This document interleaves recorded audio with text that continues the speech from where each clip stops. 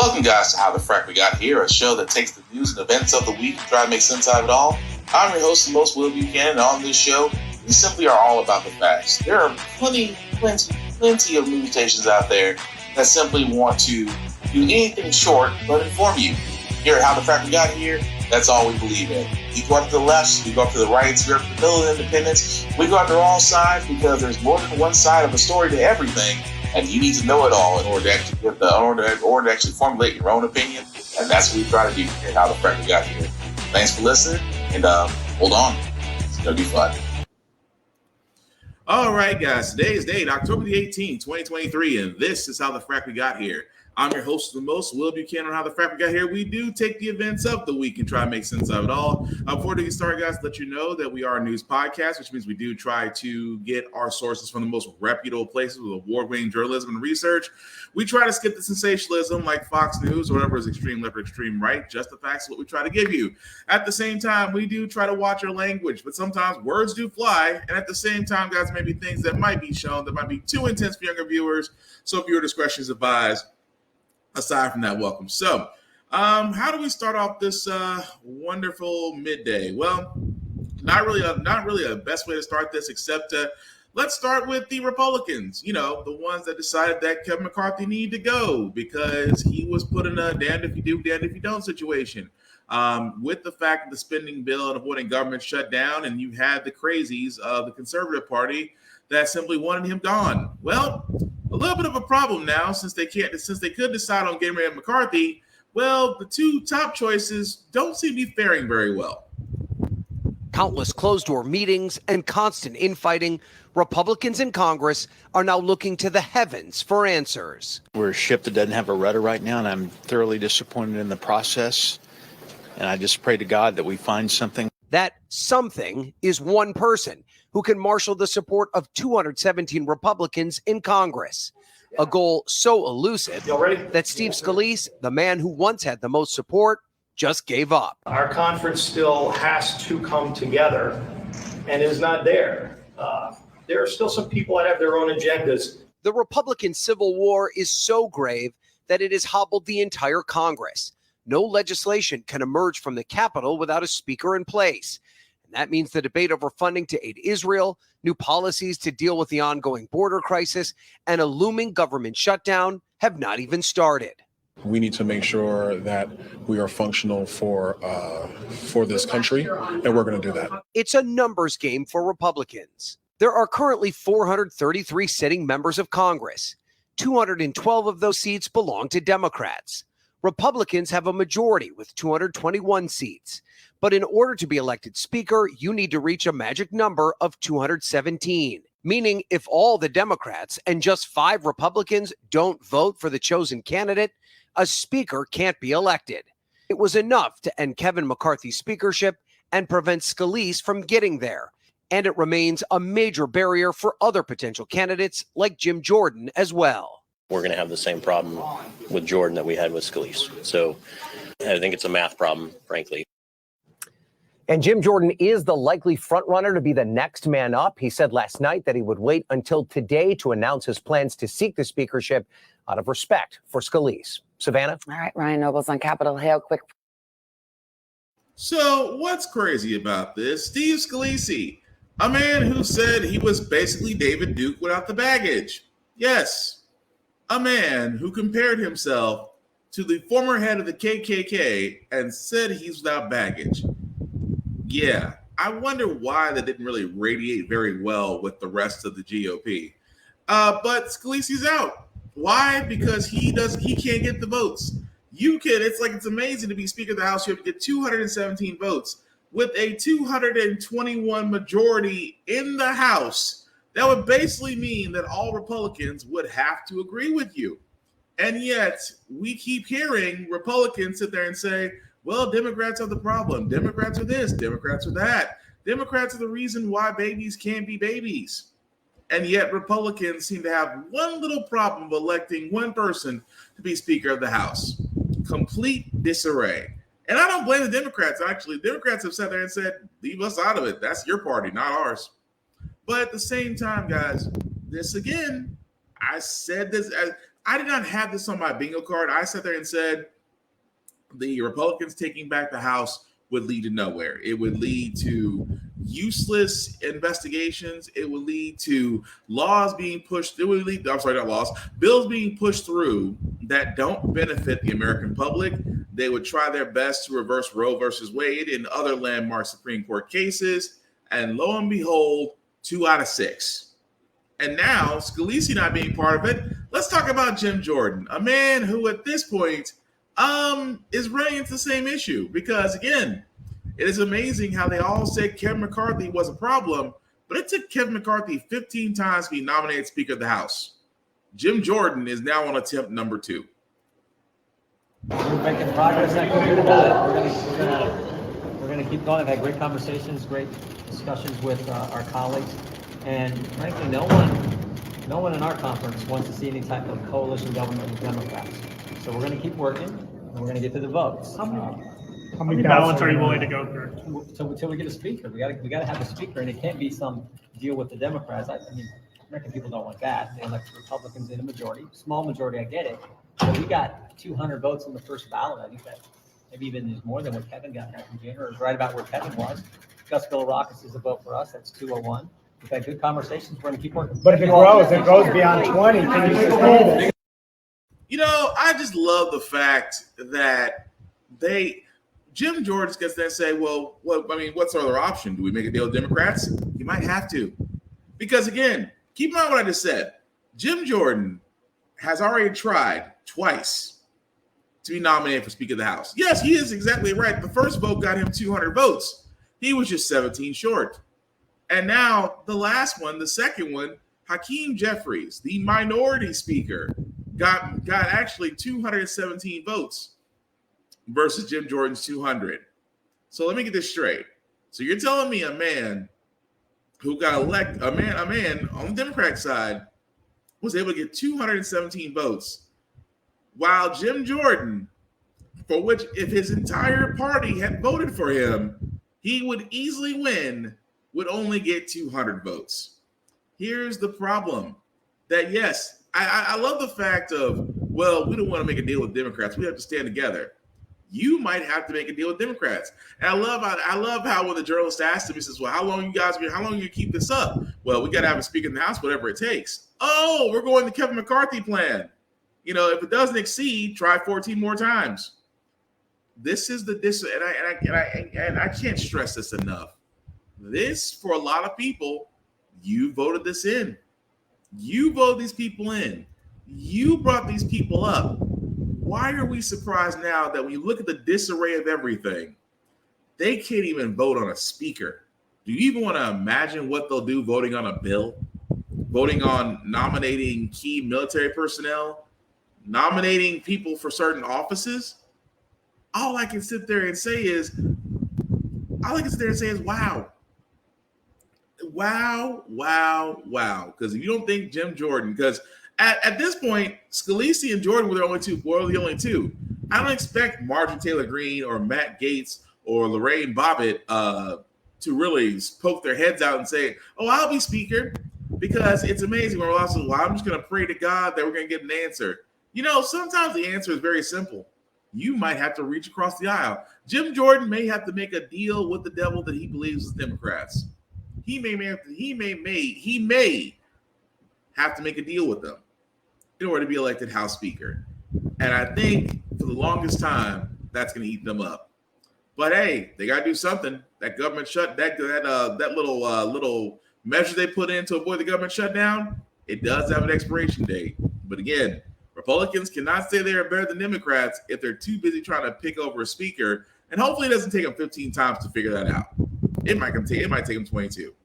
That being said, guys, we want to move over to Trump and his ongoing case. And again, should have saw this coming, but then again, it's Trump. He's a man that faces no consequence, and a judge decided to make an example out of him. For trying to overturn the 2020 election. The judge has imposed a partial gag order on the former president after a series of incendiary comments from Trump. Senior investigative correspondent Aaron Katursky is tracking the case. Good morning, Aaron. George, good morning to you. Donald Trump may be an outspoken presidential candidate, but as the judge says, he's also a criminal defendant who cannot say or do exactly as he pleases. This morning, former President Trump is under a narrow gag order, prevented from saying or posting disparaging things about special counsel Jack Smith, court staff, or the witnesses in his federal election interference case. The judge saying Trump's language presents a danger to the administration of justice. The judge saying she cannot imagine any other criminal case in which the defendant is permitted to call the prosecutor deranged. The special counsel wanted similar restrictions on Trump's comments about the Justice Department and President Biden, but the judge refused. Trump is also permitted to keep claiming his prosecution is political and unfair, though he cannot launch what the judge called a pretrial smear campaign. They put a gag order on me, and I'm not supposed to be talking about things that bad people do. And so we'll be appealing very quickly. The defense argued the Biden administration is seeking to censor a political candidate in the middle of a political campaign. But the judge shot back, "You keep talking about censorship like the defendant has unfettered First Amendment rights. He doesn't." If Trump violates the gag order, the judge could impose sanctions, anything from a reprimand to fines to holding him in contempt. Trump says he's willing to go to jail if that's what it takes to win. This is the second time this month the judge has imposed a partial gag order because of things Trump's said. His civil fraud trial here in New York, he's also limited in what he can say. After, Robin, he disparaged the judge's clerk on social media. We're also following news out of federal court. So again, you know what? Here's the thing that kills me. That Trump is, and I got to call what he is. Trump is every napkin American's wet dream. A person that can say anything and do anything without consequence to them. And that's why people love him. That's why those of his cult love him. Because at this point, he has not faced any repercussions for what he said. Even going into court, I am going to talk about this court. I am going to talk about the witch hunt. I am going to talk about this prosecutor that just seems to have it out for me, this deranged prosecutor and this crazy ass judge. Here's the thing. Anybody who's ever been to courts can sit there and tell you, first and foremost, don't tick off the judge. Judges don't like it when you talk about them, their prosecutors, their bailiffs, court clerks, or any of their staff. Judges do not like it. And judges will be quick to make an example out of your ass. Trump's about to find out the hard way because he sat there and said, he says, well, I can't talk about it. No, well, because they put a gag order on me, but we're going to appeal it. You don't get to appeal those. You don't. And this tells me off the bat how much Trump doesn't know about the court system. He knows he has lawyers. He knows that he has swindled enough of his cult to give him money for his legal defense, because that's who's paying for his legal defense, his cult. For all the stuff that they're paying for through his websites and different PACs, they're paying for his legal defense. So again, he's gonna sit there and see. So he's just gonna say, "Well, we're just gonna litigate it." You can't litigate it. You cannot litigate a gag order. A gag order is serious. And again, like they said, the judge can do multiple fines. She can find him in contempt. She could put him in jail if she wanted to. It depends. It depends on how she's feeling toward Trump. And right now, Trump is not on her good side. But the fact that he says that he thinks he can appeal it screams volumes to me. You don't get to appeal a gag order, sir. Once a judge issues it, that's it. It is there for the remainder of the case. But I love the fact that he says one thing. I love the fact that he says one thing that every prosecutor that has a case with him should be listening to. When he says, "I am willing to go to jail to win our democracy, to put our democracy back in order." Every prosecutor should go, "Really? You want to go? You can?" Trump, you maybe live out those words a lot sooner than you think, sir, because the simple fact of the matter is you sat there and I'm like, he thinks. And it's like the wildest thing about this is that he thinks that he's doing something. That's the crazy part. He thinks that he's doing. He thinks he's his patriot. Again, napkin American wet dream. Oh, I'm a patriot. I'm just using my God-given rights, as American to fight against a tyrannical government. Some of these napkin Americans have a patriot fetish that I just cannot understand. Cannot understand, will not understand. And again, like I said before, talking about Trump, he is a napkin American's wet dream. That the way they look at him, they revere him. And I tell people all that. I said, this is why I keep saying the entire time about voting and being informed. Because Trump only got in because basically a lot of people decided not to act. A lot of people who could vote didn't vote because they didn't like Hillary. You didn't like Hillary, you didn't like Trump. So you decided to do what you thought. Well, you decided to do what most people do. I'm just not going to vote. But what happened? A lot more of the crazies voted a lot more than the normal people did. Hence how we got stuck with Trump for 4 years. So that being said, we will definitely pay attention to these cases. I still say it'll be a miracle if Trump is still not in jail by 2024. Because again, he's leading the polls. He's leading the I mean, if you look at the Republican nomination right now, he's leading. The man hasn't been to 2 debates. They've already had one. They've already had 2 Republican debates. He has not attended either, even though both of them were shit shows. But at the same time, this man is still leading in the polls. And the thing he keeps saying the entire time is, why do I need to put myself in a debate? Because I'm leading. And again, if this man somehow isn't in a prison suit by 2024, it's not beyond the realm of possibility to believe this man could win the Republican nomination again. He really could. But again, we'll watch. I still say he'll be in contempt first before he gets nominated. Moving on, guys. We got this other story here that I think, if you guys remember, we talked about the student that was at Texas high school that was basically suspended for his hair. I know with the Crown Act, which was actually supposed to protect ethnic hair, and this student who wore his hair above his ears, because the school rule was that his hair had to be a certain, below the ear, a certain inches above the neck. However, his, because he has locks, were above his ears. Well, it seems this young man has now been referred to into alternative school. Now, the gentleman right there, Daryl George, that is the young man who is basically getting, in my opinion, he's basically getting singled out for his hair. Well, apparently because of issues at the school, they have decided to refer him to an alternative school. Now, you're probably wondering what they're talking about.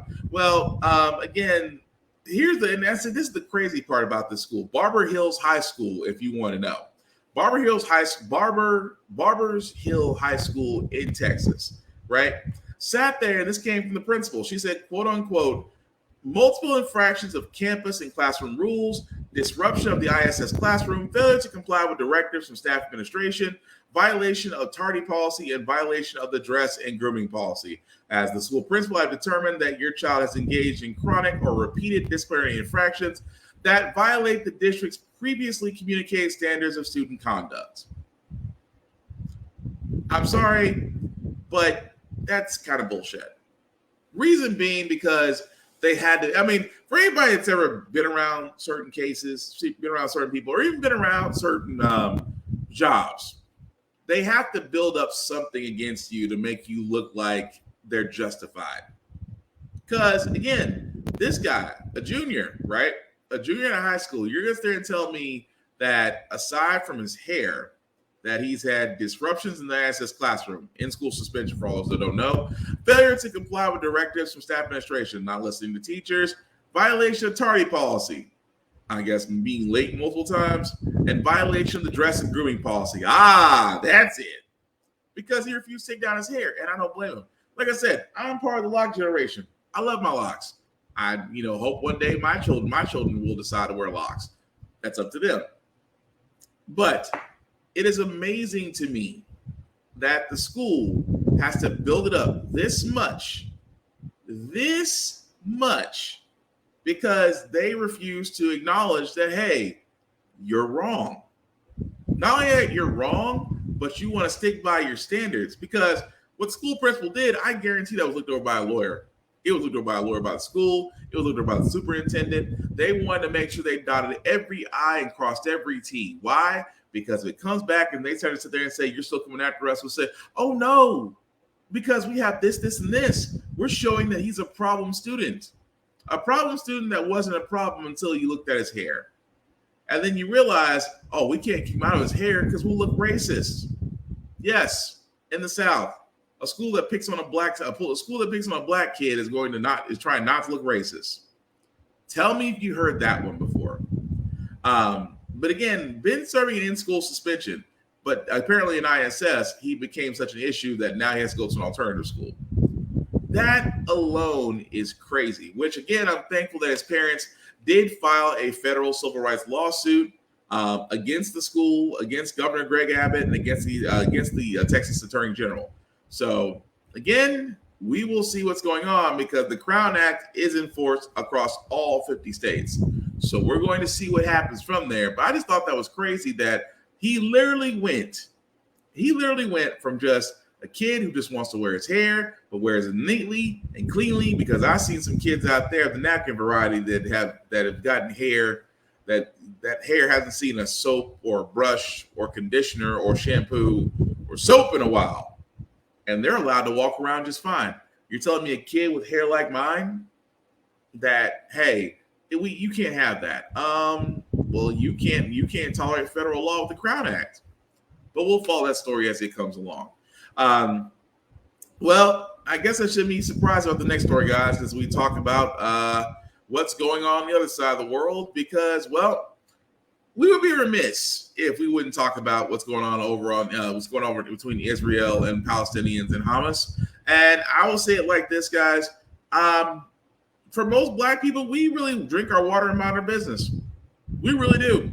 That also being said, I do believe that you should be informed. I do believe that you should go out there and check the history of Israel and Palestinians. I do believe you should check out the history of Hamas. I do believe that, before you make a decision, decide on who you want to side with, you should be well informed of everything. At the same time, also understand that the U.S. has been involved over there because we have a strategic military base in Israel, and also give them foreign aid every year, which again, I question. But again, do your research before you pick a side. And again, just because you didn't, I have to keep pointing that out because, again, it's one of those situations where, well, I'm with Israel, or I'm with Palestinians, or I'm with Hamas. Again, get informed first, because it's way too easy to pick a side and then find out that, oh, crap, I did not really think this through. Hence, the reason for my podcast. Always stay informed. But we're not going to speak about it from that side. We're going to speak about it from the other side because, as you know, the U.S., if there's anything that profits from, it's war. 1,000 U.S. troops are now on a heightened state of readiness for possible deployment in response to the Israel-Hamas war. Officials say they haven't made a decision yet on sending troops, but Defense Secretary Austin is in close contact with U.S. allies and assessing the situation.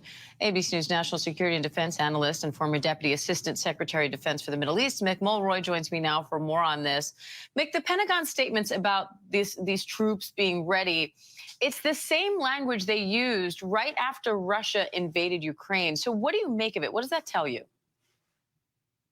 So, Diane, I think it's the same kind of message. No escalation, no expansion, because the United States has not only superior military capacity, but we have the ability to project it anywhere in the world better than any other military.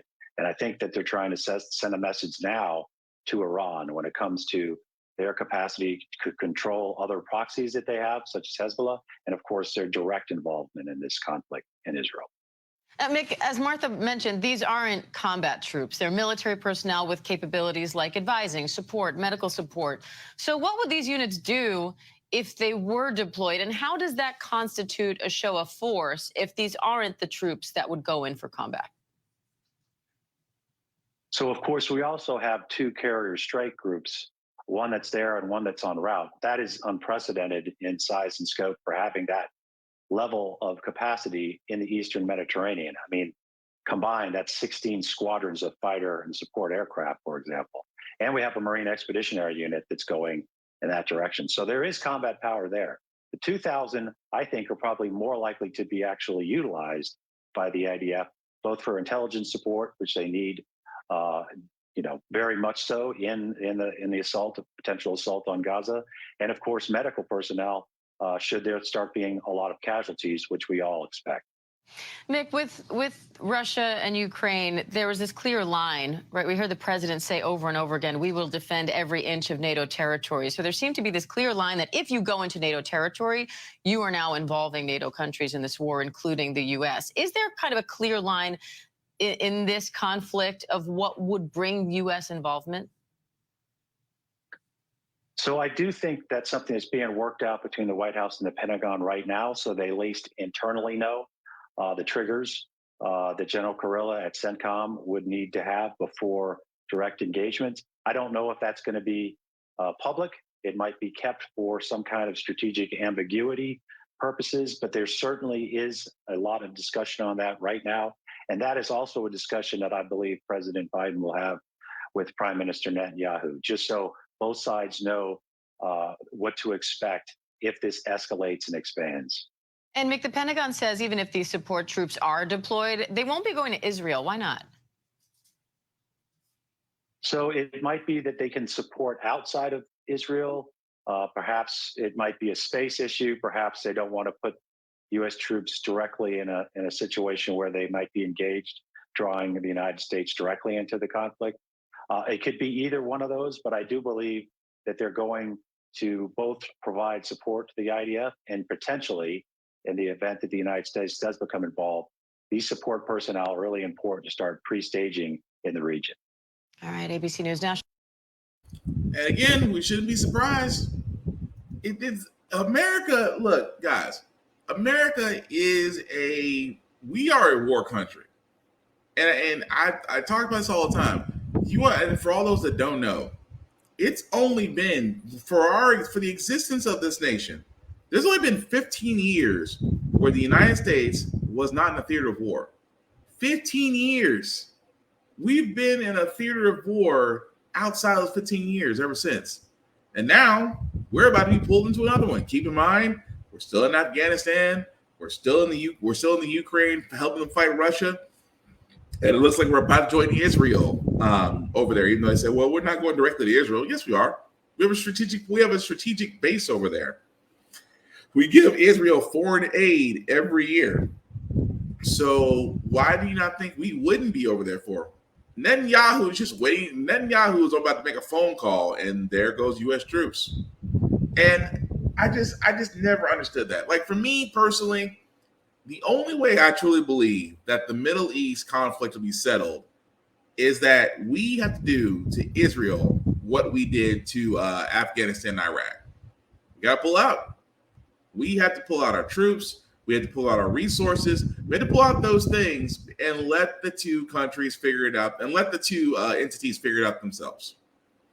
Because I have said this before, this is just my theory on it. When there's U.S. intervention, there's always seeming to be war in the Middle East. At the same time, I wonder what happens if you remove said presence. Now, again, that's not the only thing that the U.S. is gearing up for, because President Biden's going to have some explaining to do. And what I mean by that is, where does all this imaginary money come from to go overseas? The Biden administration is also drafting a new foreign aid package. What are you learning about that plan? Yeah, we're learning it could be really big as $100 billion, with perhaps $10 billion of that going towards Israel. Our sources tell us that the bulk of this proposal will probably be for Ukraine, that Congress could expect an official request from the White House later this week. Now, the U.S. already has an agreement to provide Israel with some aid, about $3.8 billion over 10 years. But it's easy to imagine how Israel is looking for more military assistance right now. Andrew. Again, Earlier, I spoke with National Security Council spokesman. Quiet you. $100 billion. Think about this for a second. $100 billion package, which they said 10 of it goes to Israel. So that means 90 is going to go to Ukraine. $100 billion with a B. You know, I don't always want to say I want to give conservatives ammo, but this is where I would give conservatives ammo. It's like, hold on a second. Well, that means conservatives have to care about people too. But I'm on the other side of it. If I'm a Democrat, I'm like, wait, time out. So we can't raise minimum wage. We can't stop the feds from raising interest rates. We cannot cancel student loans, but we have money to send overseas. $100 billion, in fact, $100 billion to send overseas, no problem. And again, I have to ask this question. It's like, I'm like President Biden. I had to ask President Biden, what are you doing for the American people? Because it seems to me you're giving the American people promises, and yes, you may have done some of those promises, not all. I will give you that. But at the same time, there seems to be this issue of whenever it comes to foreigners, foreign countries, money just seems to be no object. And again, $100 billion. How does one really, I guess for lack of better words, how do you sit there and justify that? Because again, other folks could use that money. Other Americans could use that money. You could have actually had your Congress actually move stuff forward. But I understand now because it's a little hard to, because conservatives can't figure out who they want as a speaker. I can understand that point. But again, how do we justify that? Truly, how? Because that's what I want to know. Because I get it. It's another war. The only people that profit from war are these military contractors and companies that build and create and build and ship and sell the weapons, the equipment, the vehicles. It's Christmas for them. I get it. The military-industrial complex rolls on, but at the same time, President Biden, you can't sit there and say that you want to eliminate $20,000 of student loan debt, but you're going to give Israel and Ukraine the equivalent of what you could have thrown at the student loan debt. It may have been a nice little chunk. It wouldn't have knocked it out. But again, the question just has to be asked. It's like, why in the world? And I have to ask that question. When it comes to foreign aid, you would think for a conservative to do something smart right now and ask, why is all this foreign aid going out the window when we have to worry about we're trying to cut down our own bills, and we're still out there helping Israel. We're still out there helping Ukraine, but yet we can't help our constituents. See, that's why if I ever had the chance to ask the president or the Madam Vice President, those would be the questions I ask. I would ask Congress. I would ask that question. How do you sit there and say you're helping the American people when, from a mathematical standpoint, you've done more for foreign countries than you've done for the American citizens? That's all I'm saying. But moving right along to the world of business, guys, I told you these strikes, it went from a hot labor summer to a coldest winter at this moment. Because let's get back to the UAW strike, which doesn't seem to be showing any progress, especially since, Ford stopped playing ball. Strike with losses climbing into the billions for the big three automakers. The executive chair of Ford is calling for the UAW to reach an agreement. Alex Perez joins us with the latest. Good morning, Alex. Hey, good morning, Robin. The strike is now in its fifth week, and the tension between the union auto workers and the automakers shows no point of easing at this point, no signs of easing at this point. Now, the UAW is escalating what it calls its targeted strike against the big three automakers, putting an additional squeeze on Ford, having some 9,000 employees walk off the job at Ford's lucrative Kentucky truck plant last week. In rare public comments, Ford Executive Chair Bill Ford called on the union to reach an agreement and unite to counter the growth of foreign automakers. But the union fired back, saying if Ford wants to be the all-American auto company, they can pay all-American wages and benefits. The auto workers are seeking a 40% pay raise, union representation at new electric battery plants, increased benefits, and more. Losses from the ongoing strike are estimated to have now reached a $7.6 $7 billion cost. About 34,000 union auto workers are on strike at more than 40 facilities across the country. Michael? Yeah, hopefully they get it. Now, what's crazy is the United Auto Workers. Now, what's so crazy about this, guys, is that the Ford executive is going to sit there and say, "Oh, well, we need the union to come to the table." Union's been at the table, but then again, that's every CEO. Every CEO is wanting, and this is why I say there's a big ass disconnect when it comes to those who don't have financial problems versus those that do. And you guys have seen on the podcast a few weeks ago, we showed you what General Motors had said, what Ford's CEOs have said, and Stellaris's, I guess his COO had said. It is amazing to me that how disconnected they are, because these are people that make multi-million dollar salaries and bonuses. At the same time, they don't believe that a 40% increase in salary, they say, is unreasonable. I'll say it once and I'll say it again. A CEO can make 400 times more than what their employees make. Nobody bats an eye. That same employee asks for a pay raise, everybody loses their freaking minds. Because that's always the argument. Well, if we raise this, then the price of cars ought to be raised. Price of cars has already been the price, and this is why I said the argument is kind of bullshit. Because anytime they sit there and say, "Well, if you raise employee prices, then everything else goes up." Okay, let's think about that for a second. The price of the average vehicle is what? 55, 60 used to be. Your average truck could be anywhere from $65,000 to $75,000 on the low end. Your average sedan is anywhere from $55,000 to $60,000 again on the low end. Even your economy size vehicles, your compact cars, still could be anywhere between $50,000 to $55,000. But here's the thing: the price of those cars keep going up every year. Every year, the MSRP on vehicles goes up every year. The average auto worker that's on the union, their pay has not increased at all. So again, where is the whole thing about raising the wages of the workers will increase price on everything else? Oh, I can keep going. I can go to your local fast food point. Fast food used to be cheap and easy. That's why people love fast food. You can't go to McDonald's right now by yourself and think you're going to spend less than $10. For a family of 2, 3, 4, forget about it. You're spending at least $30. But again, guys, this is the point I'm making out, that they always try to sit there and say, well, if you increase employee prices, what we're selling goes up. No, it doesn't. That's just your excuse to drive up profits, because the only people that are actually making money in a post-pandemic, near recession time like this are corporations and those who own them.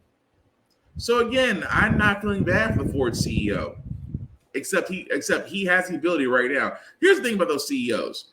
They, at this current time, right now, have the ability to end the strikes by simply, oh, what do you mean, Will, by giving them what they want? Yes, because you know what? Here's the thing about the auto workers.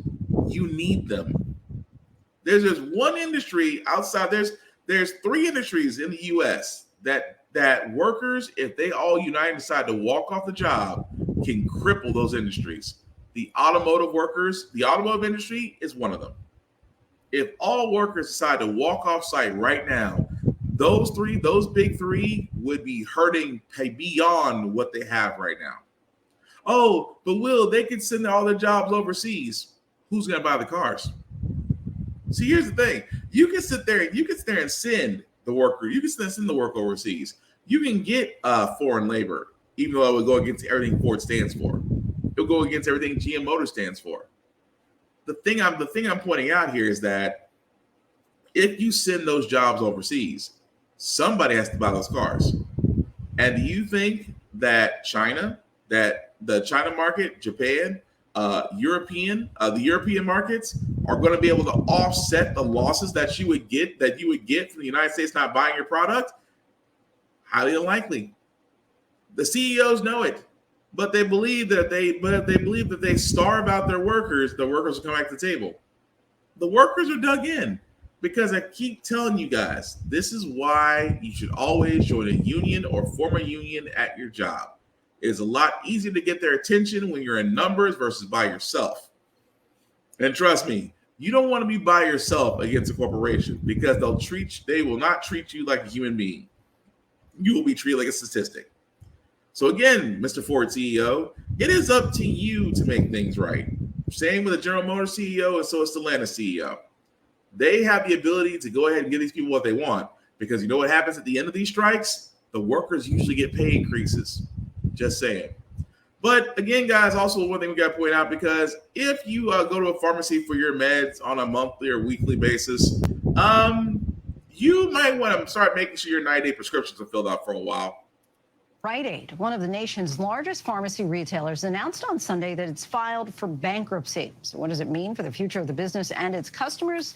Let's take a look by the numbers. Philadelphia-based Rite Aid filed for voluntary Chapter 11 bankruptcy protection in New Jersey as it seeks to restructure its business and reduce debt. Now, that doesn't mean Rite Aid is going out of business. In fact, the company says it secured $3.45 billion in new financing to support its business operations. But the company says it will be closing some of its 2,100 stores in 17 states, focusing on closing underperforming locations while still serving their customers at other Rite Aid stores. Founded in 1962, Rite Aid employs more than 45,000 people, including 6,100 pharmacists. The company says where possible, it's looking to move employees to still open locations. Rite Aid has faced slumping sales compared to larger rivals like CVS and Walgreens, with Rite Aid saying that it's projected to lose between $650 to $680 million for its current fiscal year. Rite Aid has also faced more than 1,000 federal, state, and local lawsuits claiming that its pharmacies allegedly filled thousands of illegal prescriptions for painkillers, helping to fuel the opioid epidemic. The Justice Department filed suit against Rite Aid in the spring over unlawful opioid prescriptions, claims that Rite Aid has denied as it seeks to Okay, so again, guys, that was just Rite Aid. Now I know a lot of people going, well, it's Rite Aid. They're going to file bankruptcy. Well, that's not the part I'm getting at. Because pharmacists at CVS and at Walgreens are about to strike. You see what I'm getting at here? The simple fact of the matter, guys, is that when it comes to strikes, this is why I say we should be concerned, because people are not working for peanuts anymore. And I love it. I love the fact these strikes are happening. Now, will it affect those that get the prescriptions? Yes. If CVS and Walgreens do decide to file, and other pharmacies decide to strike, because if you've never been a pharmacy tech, you will not know how truly hard their job is. I mean, it is part lab work, part customer service. And as a person that's worked in customer service, I can tell you dealing with the human condition is not a walk in the park, especially when it comes to meds and people getting them. So I don't blame the pharmacy techs for considering a strike, for more pay, better conditions. And there it is again, more pay. This is why I sit there and say the entire time, the basis behind each of these strikes has always been pay, then conditions, then benefits, because people don't want to be people want to be paid. People want to be able to sit there and say, and it's not, again, for a lot of people, well, you want them to be rich. No one wants to be rich. People want to work a single job that supports the bills, keeps a roof over their head, keeps their children in a clean place, food on the table, and things of that nature. That's what they're wanting.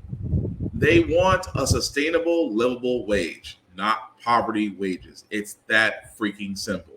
So again, the ball's in their court. I know with the UAW, UAW is dug in for the long haul. I know it's SAG with the Screen Actors Guild. They're in it for the long haul, which is surprising because the Writers Guild got solved in a matter of weeks, and yet the actors I thought would follow suit. But again, I digress. It's Hollywood. But again, here to have the Frack we got here, we're definitely pro-union, and again, stand in solidarity with them. Speaking of strikes, though, I told you this one wasn't going to last long. Kaiser Permanente and their labor union have reached a tentative deal. Keep in mind, Kaiser Permanente is one of the larger healthcare companies out there in the U.S. 75,000 union members walked off the job, and because of that, hence the strikes happened.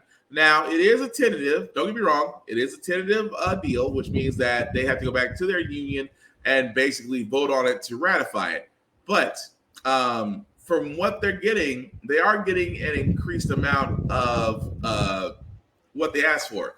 Across the board wages increasing, totaling 21% in the next 4 years. More as far as the profit sharing. And of course, payout opportunities and investments in job training and development. Now, think about what I just said for a second.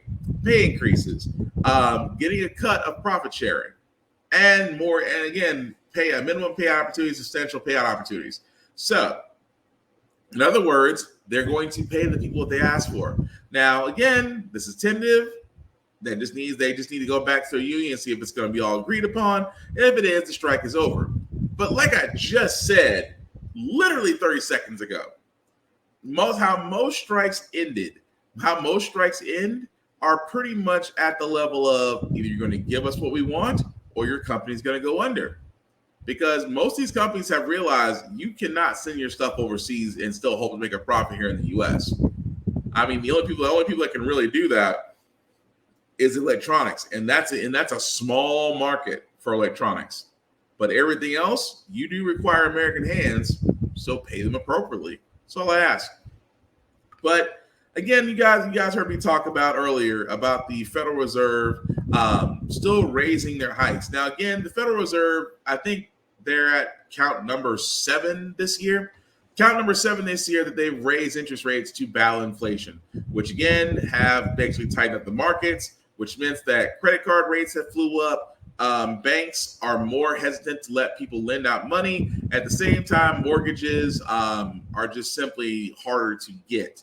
Well, now we kind of have a new ally that certain housing companies are asking the Federal Reserve to basically stop. Housing groups are calling on the Federal Reserve to stop rate hikes and sales of mortgage-backed securities until the housing market stabilizes. This comes as the war in Israel and war in Ukraine are causing uncertainty for the global economy. ABC Business reporter Alexis Christoforous joins me now for more on this. Alexis, let's start with the housing market. Why are these housing groups so concerned? This is extraordinary to see the National Association of Realtors, National Association of Home Builders, and the Mortgage Bankers Association writing a letter to the Fed chair, Jerome Powell, asking him to please don't raise interest rates again because the housing market and financing in the housing market is unstable right now. I mean, we've really never seen a move by lobbyists, if you will. And look, the housing market has had a really tough time with these higher interest rates. Probably the industry hit the hardest. Mortgage rates are now touching 8% in some areas. 2 years ago, they were at about 3%.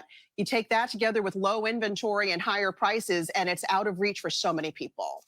Meanwhile, the war in Israel is causing uncertainty around the world, but now some businesses are making adjustments for people who work for them, who are there, or clients.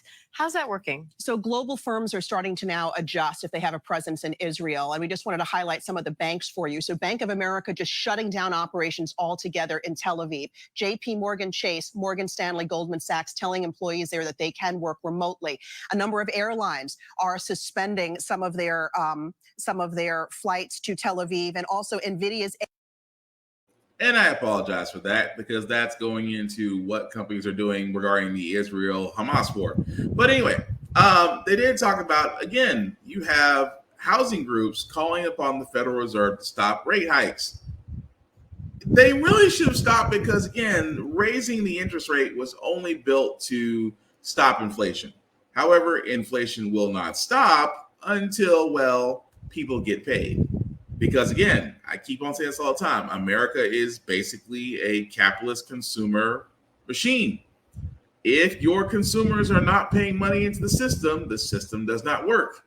At the same time, those who are looking for a house, present company included, will find it more difficult because banks will not lend. And I think that's always crazy, not to go on a rant here, but banks have been bailed out when they play with Wall Street money.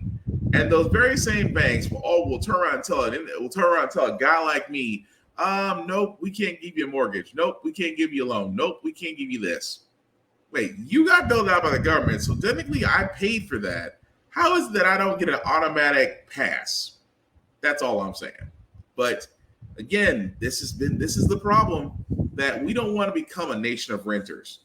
I mean, because the thing about renting is basically meaning that you never own anything, and that the money that you pay for just goes out the window and goes nowhere. You have nothing to show for it. Renting always reminds me of playing the casino. That, hey, as long as you have money, you can stay at the table. But when it's time to pay and you can't pay, then you got to go for someone else to wind up paying at the same place you were just at. That's what I think of renting. Renting is nothing more than a casino, and the ones that are winning are the owners. Hence why I truly believe that if you do want more homeowners, number one, the Federal Reserve will need to drop the rates heavily. But again, I digress. However, I do want to get to this story, guys, because you remember I talked about this a while back. The Supreme Court has an ethics problem, and it does. Especially when you think of Anthony Scolari, when you think of, Uncle Tom, Clarence Thomas, the fact that they've been wooed and wowed by, Republican billionaires for trips and things of that nature. Surprisingly enough, Amy Coney Barrett has said that she would not be against the Supreme Court having an ethical code. Yeah, I wonder what hers would be. For not having a code of conduct applying to Supreme Court justices. And Chief Justice Roberts has been quoted as saying the court is working on it. And various justices have made comments that there's not yet a consensus about such a code of conduct. The Senate has now passed a code of conduct applicable to justices. Let me ask you, do you favor a code of conduct for Supreme Court justices, and what benefits do you see that would provide? I think it would be a good idea for us to do it, particularly so that we can communicate to the public exactly what it is that we're doing in a clearer way than perhaps we have been able to do so far. I will say this. There is no lack of consensus among the justices. There's unanimity among all nine justices that we should and do hold ourselves to the highest standards, highest ethical standards possible. So, I mean, I think what we are thinking about, in thinking about what I think about in a code of conduct, is how best to express what it is that we are already doing. And we already abide by the statutes, and there are a number of statutes that govern all judges, including justices. We all file our financial disclosure forms, for example, or like gift regulations. Those are statutory requirements. And then I personally, and this is true of my colleagues as well, still follow the same rules that applied to me when I was a Court of Appeals judge, the canons of conduct. There are some differences that apply to the court just by virtue of its position in the hierarchy of the judiciary. And I think, we spend, our day job is, reading statutes and seeing if Congress anticipated everything or communicated everything clearly. And so, I think we want to do a good job at that. So. Do you think it will take much longer to come to an agreement about what a code might be, or what do you foresee looking ahead? Well, let's see. I think that's something that I can't really speak for the court about or make any sort of guess about that. I would just say that one thing I would want all of you all to know is that all 9 justices are very committed to the highest standards of ethical conduct. All 9 justices, and we're in agreement about what to do, and that we want to continue to follow the highest ethical standards. So any disagreement is nothing to do with either of them. Okay, so here's the problem with this.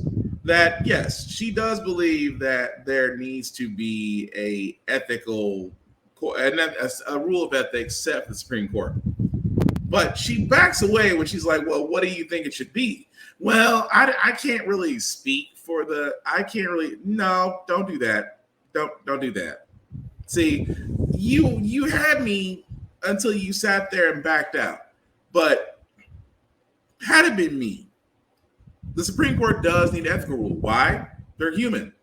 You are human. Whenever you introduce the human element, there's always a chance that no matter how moralistic or how righteous that person is, there is always the chance that they may go left, that they may be tempted, that they may give in to temptation, that they may take a bribe, that they may do something out of the norm for financial or professional gain.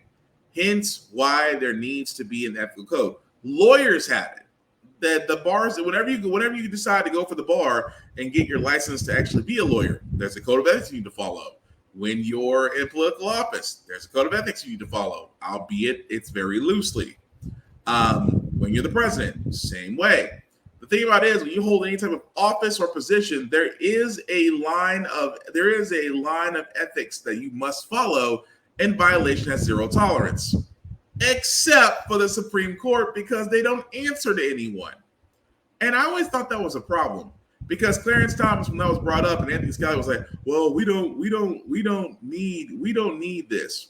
Yeah, you do, because just like Clarence Thomas, which again I go back to Uncle Tom, you can't explain how this Republican billionaire pays for your trips, bought your relative a house, paid for private tuition at private school, and you don't find that any way or form of conflict of interest? I'm just saying. So again, and also on the other side of it is, if a code of ethics for the Supreme Court is created, it cannot be anybody on the Supreme Court cannot be a part of it. You can't. That would be like those in the credit card and loan industry are writing the rule books for banks.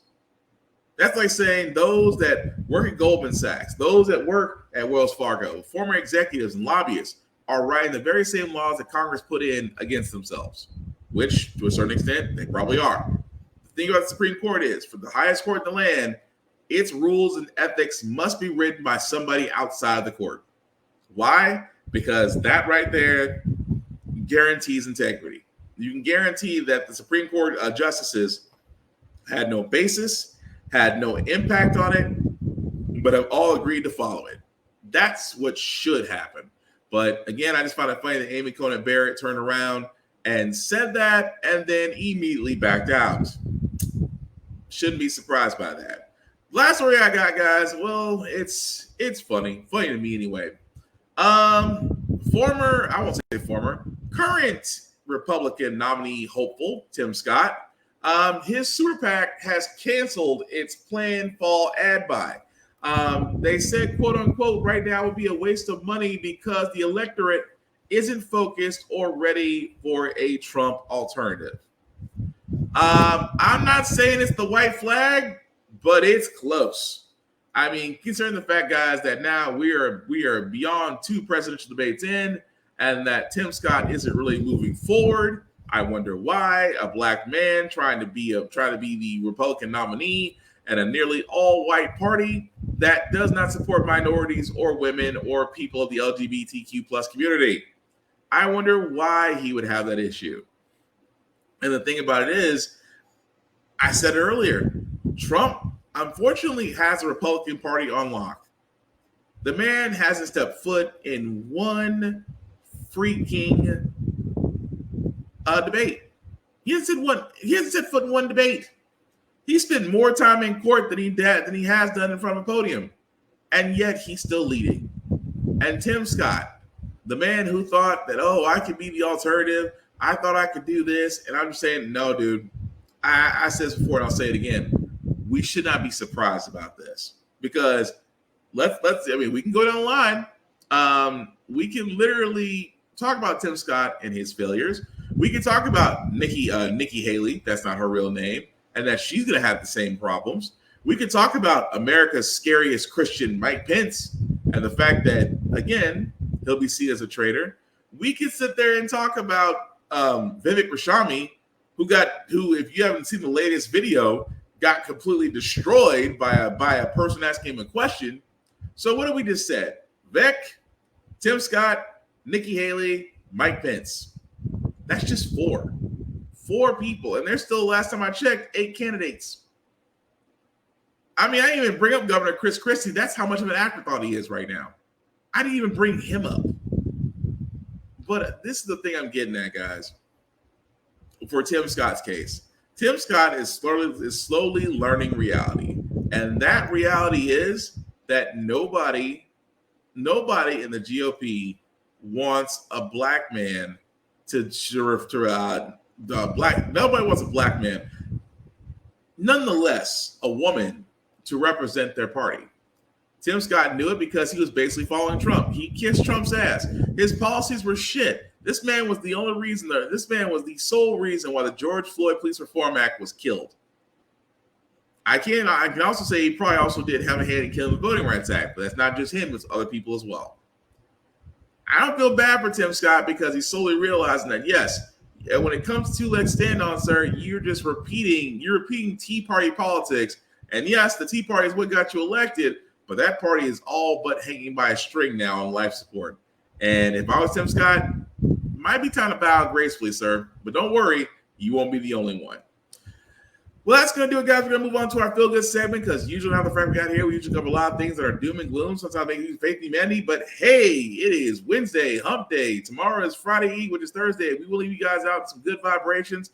And hopefully this story will do it because imagine the fact of having twins early and everybody counting them out at the same time. They survived and they thrived. NICU Awareness Month and the survival story of twins born at just 22 weeks. They are 2 of the youngest twins ever to survive premature birth, thanks to their parents and a team of doctors at the Cleveland Clinic. Rhiannon Alley has the story. Good morning, Rhiannon. Good morning to you, George. It is hard to believe. Just 11 months ago, twins Kamaya and DJ could literally fit in the palm of your hand, and they are now home with their family. At just 21 weeks pregnant, Kim Thomas learned she was 4 centimeters dilated. I was just scared. Just halfway through her pregnancy with twins. Doctors at the Cleveland Clinic say they did their best to stop her labor. The odds for survival is very low. But Kim's labor progressed, and twins Kamaya and DJ were born on October 12, 2022, at just 22 weeks and 1 day old. Both babies, not even a pound. They were rushed to the NICU with the odds against them. They said even if they do survive, it's not likely they'll make it the first 3 days. I feel like I know they won't remember it, but it was hard for them. The staff say they had never worked with babies this tiny. They fit in the palm of my hand. Her extended hand actually wasn't even big enough to cover my thumbnail. This is the smallest diaper that we have here, and even this little tiny diaper was large on them. From a collapsed lung to a brain bleed, Kim and DJ say the first few months were a roller coaster. I know. But they never gave up hope. Almost New Year's, we were like, okay, we got this. That's when they finally got to meet each other. The nurses making sure each milestone was celebrated with special photo shoots.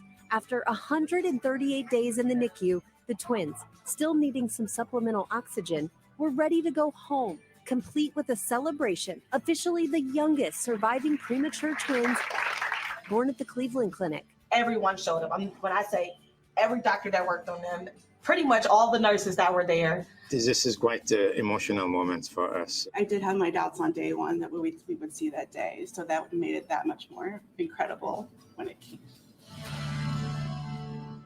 Oh, they are just so sweet. The twins turn 1 next month and are doing great. By the way, the youngest preemies to ever survive were born only 1 day earlier than DJ and Kamaya at just 22 weeks. They are all just a true marvel of modern medicine, aren't they, Rebecca?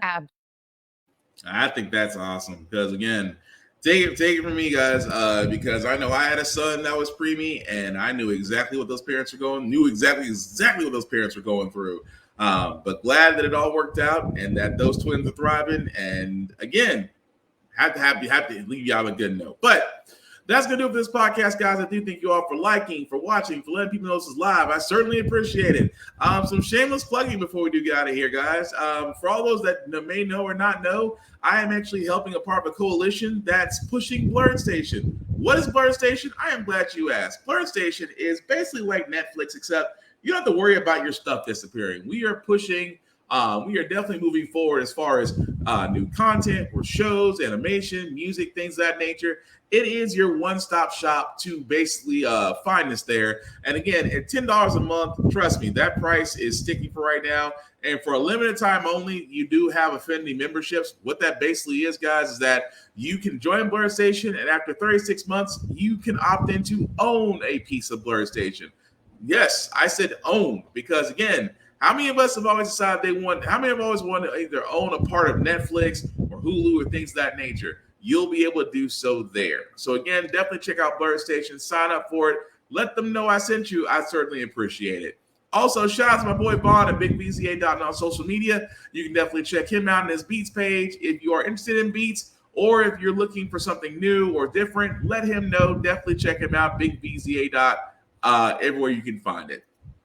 As for me, guys, you can find me BlackBox447 on all social media. I usually do reviews on just about everything. Of course, the link at the bottom, if you make this a little bit bigger for you guys to see, copy and paste that link into your browser. We'll take you to my link tree. That's the YouTube, Facebook, podcast, groups, I should say, for all my podcasts. How the Frack Got Here, Get Bit, and of course, also this podcast. Podcasts can be seen and heard practically everywhere, guys. So wherever you get your podcast or watch your podcast, it's pretty much where you can find me. And again, I still want to keep the conversation going, everything that we talked about. The only rule that I have, guys, is to pretty much keep it clean, let the facts speak for themselves. And again, it is okay to agree to disagree. Sometimes that's the best way. That being said, guys, the last thing I'll say about how the Frack got here, it's all about staying informed. We are not trying to reinvent the wheel. We are simply giving you all the information you'd like to make up your own mind. But we do provide you with a logical perspective that goes along with it. We do a lot better in society as once we're informed. We're progressive. We move forward. We try to right the wrongs of our past by making decisions now that we should have done back then. Like electing our first black woman Supreme Court, electing our first black woman Federal Board of Governors, electing our first black woman as a National Cybersecurity Director. All great things. When we don't learn from history, we are doomed to repeat it. That's why we keep asking ourselves, why does everything go up in our paycheck? Why are we electing different politicians to still the same old game in Congress? And most importantly, how the Frack got here. Thank you all for watching, guys. Take care of yourselves and each other, and we'll all get through this. Peace.